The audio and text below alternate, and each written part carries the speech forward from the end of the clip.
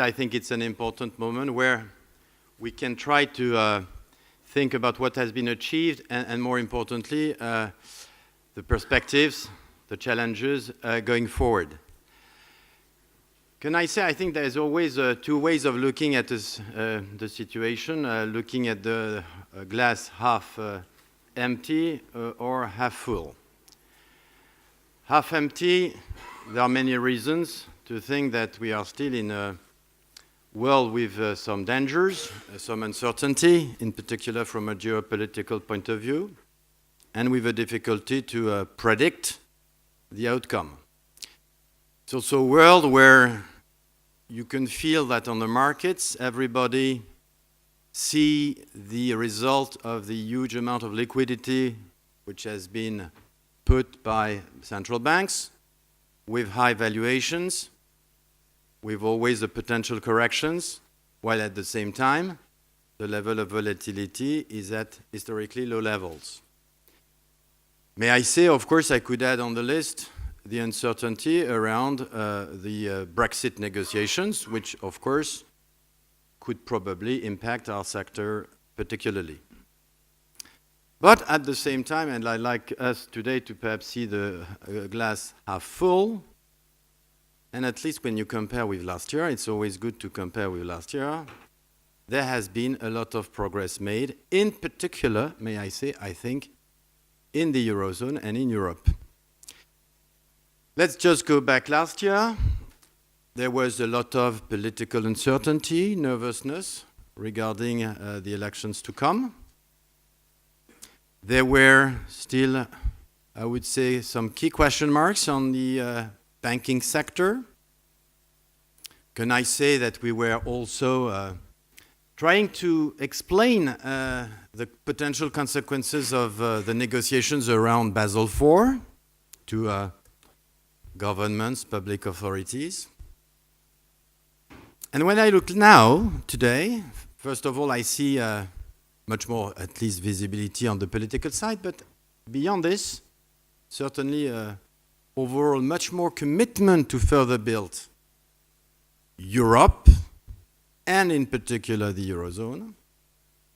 And I think that 2018, from this perspective, could be an additional milestone towards probably a progressive, but nevertheless at least more determined process of more efficiency and more integration, which should give some benefit from an economic point of view, and again, which could actually involve also our banking sector.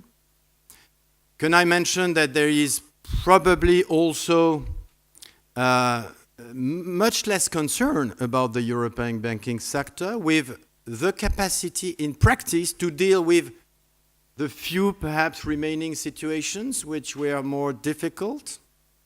And I think the level of confidence has increased in this banking sector with some consolidation and the capacity of banks to further adapt to regulation. And third, and it's not something which is should be negligible, on the contrary, because we are at the heart of what we want to do, the economic perspective of the Eurozone are much better. And I think it's across the countries, all the countries see some improvement of economic activity, level of confidence. And may I say, I can see the ingredients of further supporting this confidence level going forward in the coming quarters. So I would say, I hope, and I think that the theme of today, which is around building the future, I hope that 10 years after the beginning of the crisis, we are close to turning the page precisely of what I would call the remediation. Having hopefully final clarity on the regulation framework, and having then banks in Europe able to dedicate their full energy to financing the economy, clearly adapting their business model, because what we discussed last year around disruption has not disappeared. On the contrary, we need more and more to think about how to adjust our business model, but again, to be able to do that in a much better, much clearer, and hopefully much sounder environment. So I hope you will be interested in our debates. As Wim said, I think we have very distinguished panelists. May I, in particular, of course, welcome Alain Lamassoure and Olivier Garçon, who are there with us. Thank you very much, gentlemen, to be here. And without further ado, I would like, in particular, to now leave the floor to Olivier Garçon, Director General for FISMA, who has been and who is at the heart of the implementation of this regulatory framework, which again will design how, in which environment we have to operate. And I'm sure you will give us further comfort that Europe will be able to implement the right regulation with the right calibration and enable us effectively to do our job as well and as responsibly as possible.